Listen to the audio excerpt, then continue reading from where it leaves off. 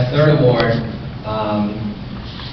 this is probably my hustle award. It goes to someone I know, whether it's practice or a game, I'm getting 100% out of them. If we had a Lancer Pride chart, he'd fill it out. It's tips, deflections, rebounds, steals, fast break layups, everything that Coach Jones charts during the varsity game, he would fill that chart out. He usually defended the best player on the other team and would usually ask to do that too. And whenever he was out of the game, as I walked back and forth down the bench, I looked at the bench once in a while and I could always tell he was staring at me, waiting for me to put it back in. He's probably the only person in the program that can compete with my beard. It was Ryan Mazzola.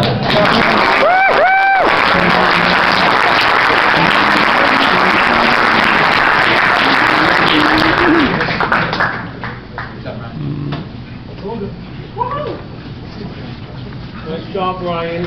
Good job, Ryan. Yep.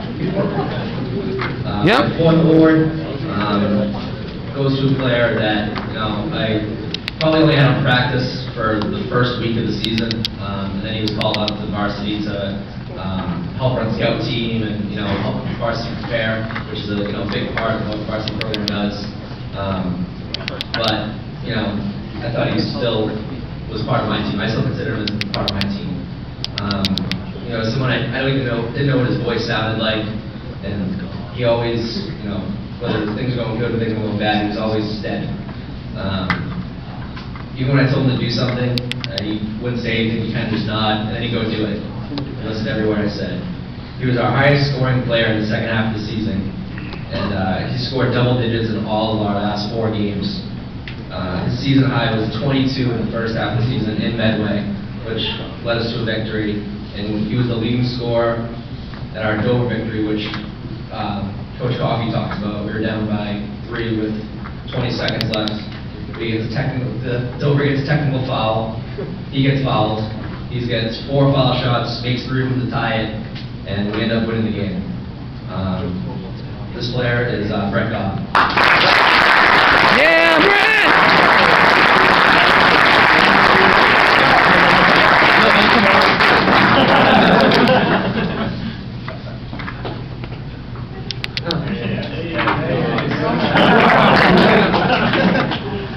Without further ado, this is Coach Lip for the varsity team.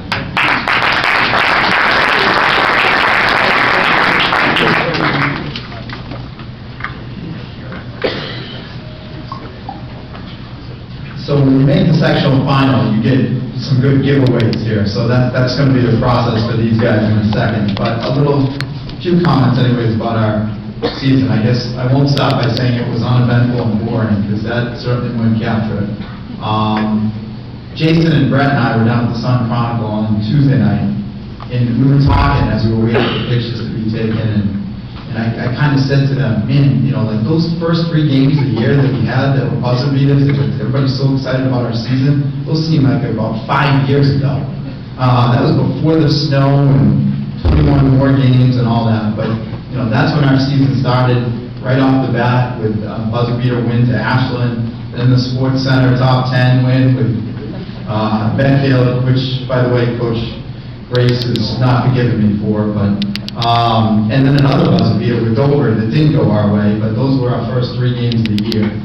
We finished our first 10 games with a 6-4 record, and I think that's when we started to set some team goals for ourselves. We were sort of win 2, lose 1 in the beginning first 10 games of the season. So about the halfway point of the season, we set a lot of goals.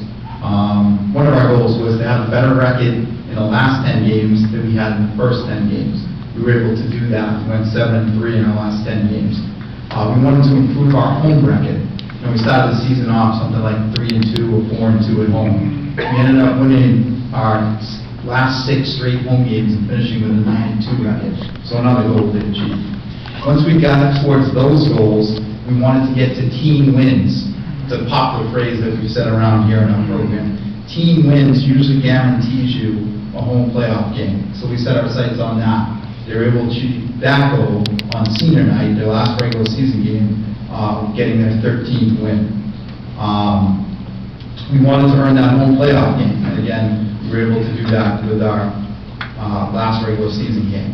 And then we weren't done setting goals, though. And that was the great part about our team, is once we achieved the goal, we would set another one. So once we beat Rockland, we came into the locker room after and we said, we want to get beyond the first game. We want to play more than just one game in the tournament. And they can tell you, my pre-game speech before Archbishop Williams probably took them a little back. Because I wanted them, because that 48-hour turnaround in a tournament game after you win the first one, which is full of emotion, and then, you should have seen them that Friday in practice. I was afraid that they weren't going to be able to walk and want to play Saturday too. But we set that goal. Why not keep winning? Why not keep this season alive? And they were able to do that. And of course, once we got that, our new goal was, let's try to get to one of those big gyms. We win that game against Archbishop Williams, then we're playing at a neutral site in a big gym. And they were able to achieve that because they went over Archies and get to be for the first South Sectional semifinal since 2001 for a Norton team. In terms of their accomplishment as a team this year, 8 straight tourney appearances. They're going to get the shirt over there, which is in black this year. I joked to Coach Jolly, the guy who prints those shirts for us is now making the years a lot smaller because there's 8 straight years. No other girls or boys team in this high school can say they've been to the state tournament 8 years in a row. So, I mean, to put their mark on that T-shirt, and again, it's a $10 T-shirt, but it's something we strive to do every year because we want our seniors to be able to experience that. The fact, as I mentioned, the first sectional semifinal since 2001, Coach Jolly, because he believes purple, was there as how old were you? He was 11, and he was there. Of course he was. At Braintree High School, when Norton lost to Carver in 2001 in the semifinal. Our first sectional final appearance since 1988. Again, accomplishment for them. So I've been asked a lot of questions by reporters and some other people, other coaches. You really didn't have the most talented team in terms of athletic ability, certainly not height. We were pretty much the 6'2" and under club. You've had other teams that had better players, other teams that could score more. So, how did these guys even accomplish this? That must have been a down year in Division III. And my response to that over the last 3 weeks or so is it really underestimates what these guys had mentally. They were probably by far the most coachable team I've had. And what does that mean? It means they trusted each other, and they trusted the coaching staff, because they did have to overcome height challenge, athleticism challenge. The 5 seniors that started had so much trust in each other and so much trust in what we were doing as a coaching staff, it allowed them to perform better than some of those teams that other people would say, had better talent and more athleticism and certainly more height. And if you really want evidence of that point, here's a factor that I don't think too many people are aware of when they consider our 24 games. These guys played 24 games and never had a 2-game losing streak. I mean, there are teams that won state championships this past weekend, they can't say that. When they would lose a game, they would trust in each other, trust in the coaching staff, and try to fix what they believed they did wrong. And that's just a total credit to them.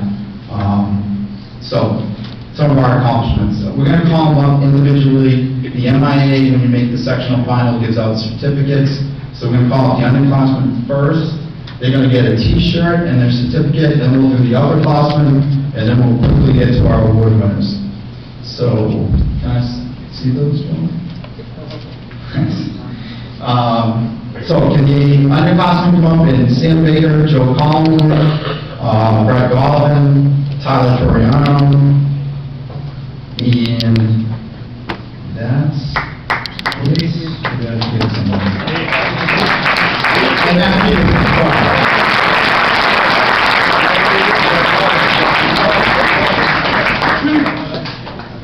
Yep, that's on my clapping. Good work, guys. It just compliments them on being a sectional finalist.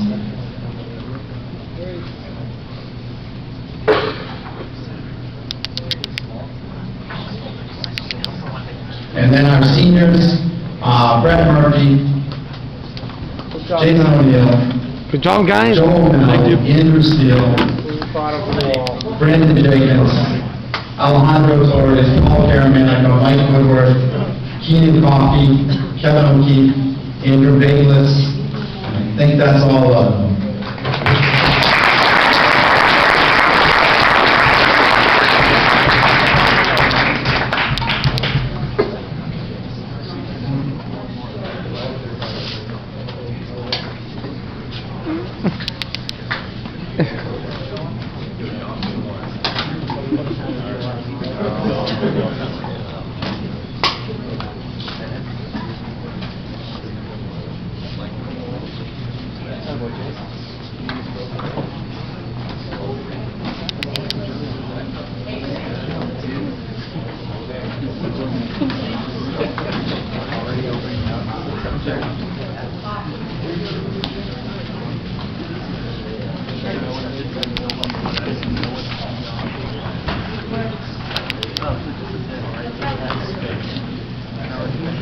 Good job, guys.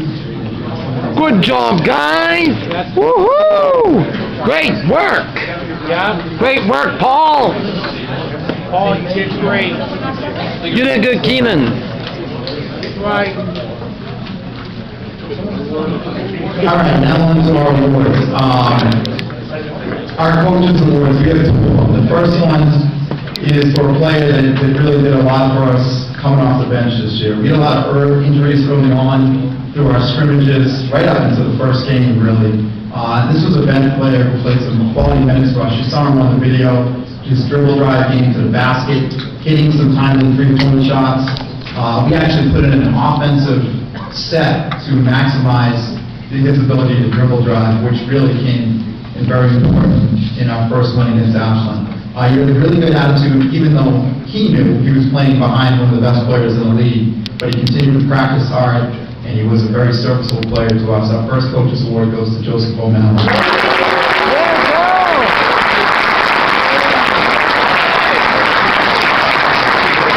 Nice job, Joe. Nice job, Joe.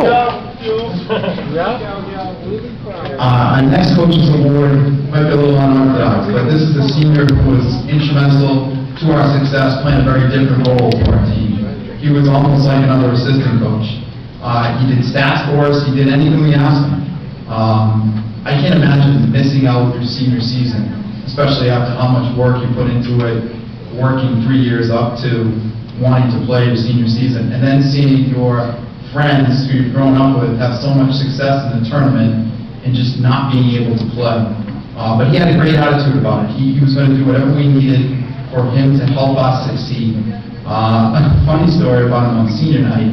I think it was senior night. We're going to put in some of our bench players, get the starters out, and I said, all right, so Andrew and I named off 4 other names. You're going to go in at the 2-minute mark or 1-minute mark, and he gets up. And I'm like, you have khakis on. Okay, ask him. He's like, it was like instinctive, and he's ready to go. And I was like, well, certainly going to get a technical if you're going with khakis and shoulders. But he was ready. And he was just funny in the way that, God, he just wished that, he could have got out there, even if it was on senior night. But he did a lot for us, and we appreciate him sticking with the program, even though he knew he couldn't play. He helped us in a lot of other ways. So our next coach's award, Andrew Bayless. Yeah, Andrew! Yeah, Glenn and Chris! Glenn and Chris! Our next award is the Lancer Pride Award winner that Joan talked about. We've done this all 14 years. I'm not original. We stole this from Rick Pitino, who sort of made this commonplace. Every college coach does this hustle stat.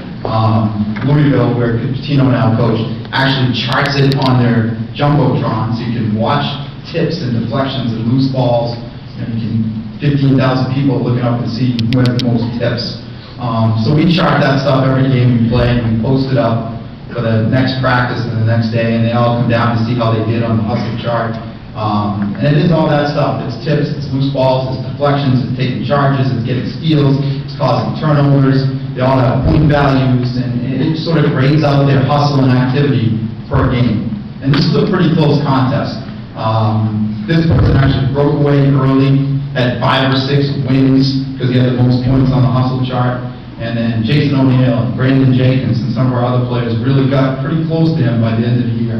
But it really demonstrates that he's much more than just a shooter. He was a real good team defender, and he joined some pretty good athletes that have played for us. Names like Darren Doucette and Adam Doucette and Mike Nevado and Matt Dudley, who were just great all-around athletes at multiple sports in the school. He adds his name to that list. Our Lancer Pride winner this year is Brett Murphy. Yeah, Brett!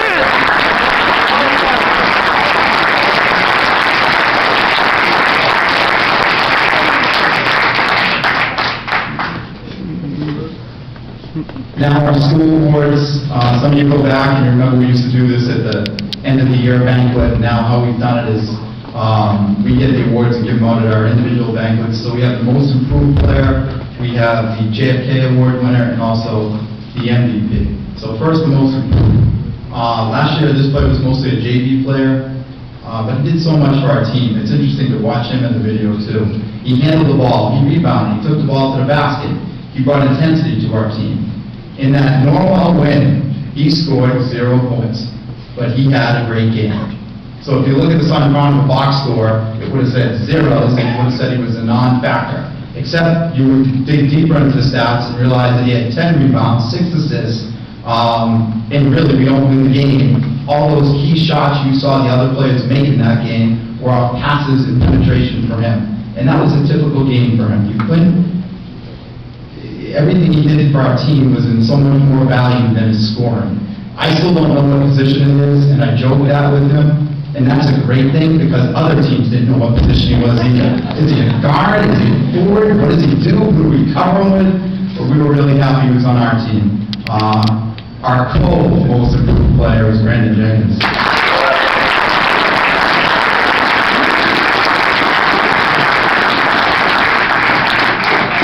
Yeah, Brandon! Brandon, good job. Good job, Brandon. Our next most improved player, as I said, this was another player who played a lot of JV last year, but was another great asset to us this year. He struggled through some injuries when he was younger and a freshman at JV level, so it was really nice to see him have a full season this year. He turned out to be one of our best defenders who often took the other team's best players, especially down the stretch.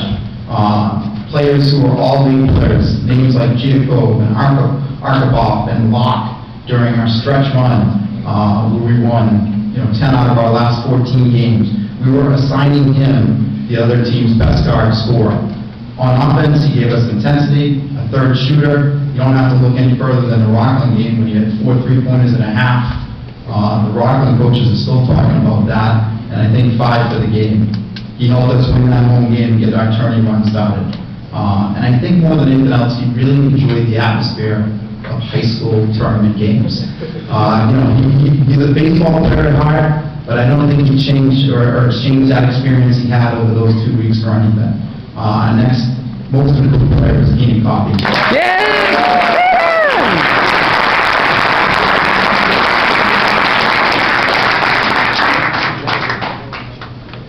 Good work, Keenan. Yep. The JFK award winner, I guess you have to define this a little bit for people that don't know what it means. It's supposed to represent and give us for academics as well, integrity, character, citizenship, sportsmanship, and we certainly had somebody that embodied all of those. He was a silent leader, but he certainly made our team better. He was calm in the face of pressure so many times. When we lost the sectional final game, Jordan Menard, who was Old Rochester's 2-3 guard, who hit that 3-pointer in the corner, we came in and we said, that's a kid we had talked about before. We said, just hits big shots for them. And in the middle of me telling our team that, I said, well, we had somebody that did the same thing for us all year. Okay, who hit buzzer beaters and big shots for us? We had Jordan Menard. His name was Paul Karamanica, and he goes by Paulie Buckets. Yeah, Paulie! Nice job, Paul!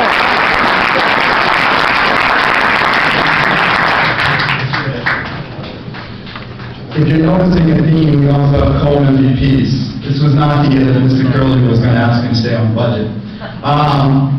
This co-MVP was our best rebounder. I think he was our best on-ball defender. He was our best ball handler. He was our best dribble drive player. If you saw some of those finishes he had off the dribble in the highlight film, very impressive in terms of how he took the ball to the basket. He's also our best post-up player, all from the point guard position.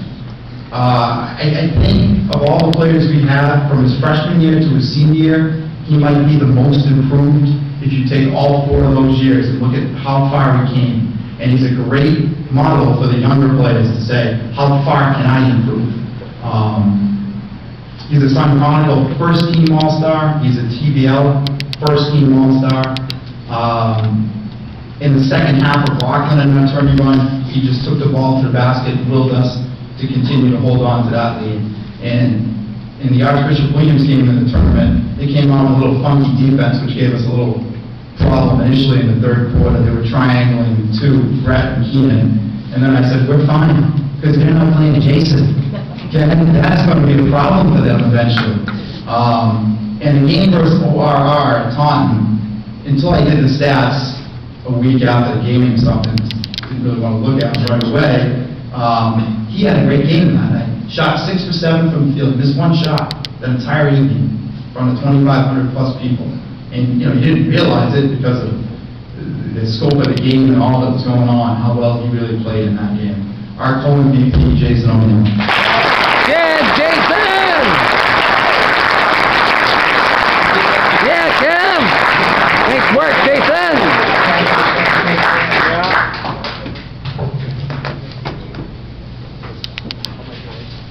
And finally, our last home MVP, obviously our best shooter, our best hustle player, typified by that Mansell Pride Award winner.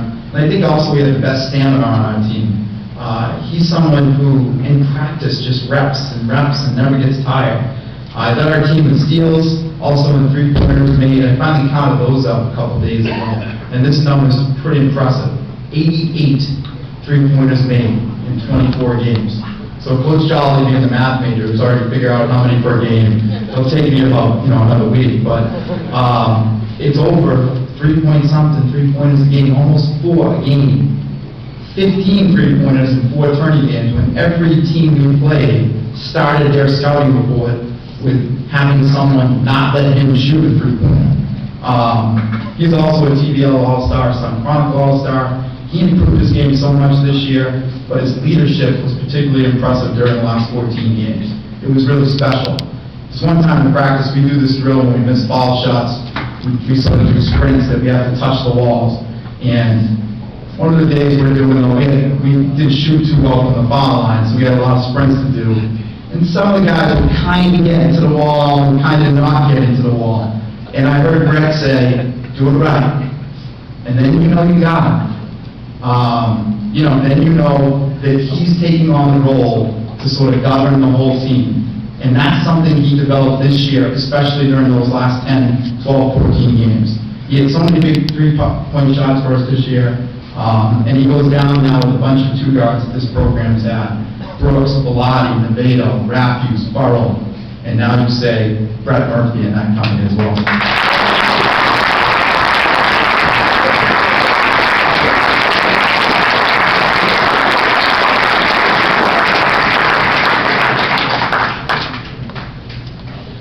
That's all we have, so I think Coach Stone has to do one final thing. But again, thank you for all your support. Thank you to all your players, our players for their dedication and commitment. To the seniors, if anything we can do for you or you go forward, please let our coaching staff know. And to the underclassmen, the guys that I mentioned at the Sun Chronicle will tell you, they're already talking about how next year we're not going to be any good. So just keep that in mind. Yeah.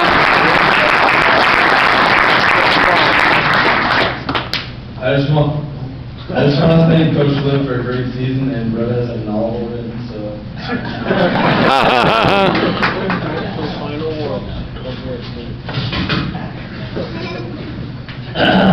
That sound good? Well, not really good at this stuff, but it's hard to start with such a great season, and I had a lot of fun. And it's always hard saying goodbye to something like this, but it makes it so much easier knowing that we accomplished so much. I'm finishing D2, I'm finishing second in track league and in D3 South, which is something really special, knowing how the only people behind us were basically our parents, live in ourselves. And I want to start with a little story.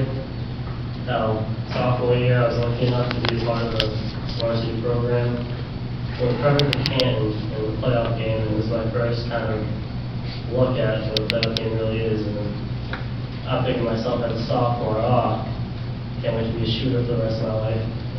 And the Liv saw that I could be something better than that. And we're doing this defensive drill, and I kept doing it wrong. And Liv just said, I keep doing it until you get it right. And I'm like, why is he making a sophomore doing this drill like they're about to play a playoff game? And I have to keep doing this drill and wasting time, but I'm going to thank him forever for that because it made me such a great player, and I wouldn't be a captain or a starter if it wasn't for that. And it's been such a blessing to have such a great season with my best friends, like caroling throughout the neighborhood and making fun of steal for the Seahawks.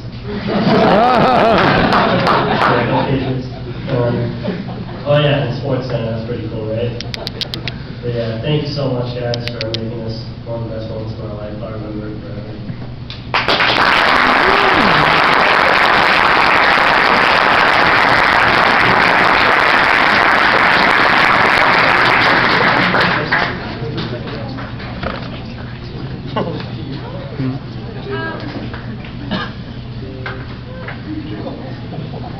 Jay, she's up with you. Oh, you guys got something going? I wouldn't let you go. John cut me off.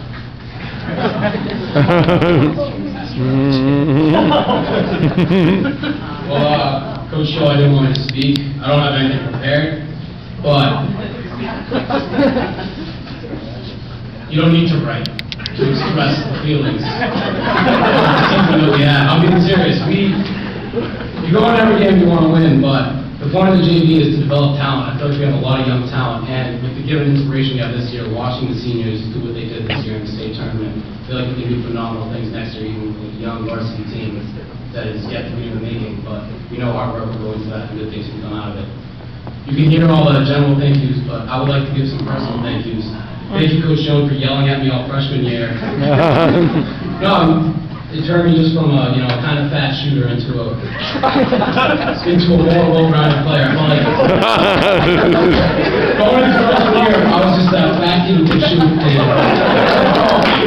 felt coming out of it, I was a defensive-minded player. I felt like I was more of a team player, even though you always told me that I didn't shoot enough and I passed too much. Thank you, Coach Lib, for making me scared during practice. That made me a much smarter player, and I'm serious about that. Thank you, Coach Shaw, for giving me a chance to play. But most important to me, thank you, my dad, for really being my really number one basketball coach, I'd say. Life coach. I'm the man I am today because of you. People say I look like you must be handsome. And Mom, you're hiding your face. Don't cry. Thank you for everything you've done. I love you. And thank you because if it weren't for you in my life, I wouldn't be brave enough to come up here and give this speech. And I have a present for Coach Shelley that I don't know what it is, but I want you to accept it.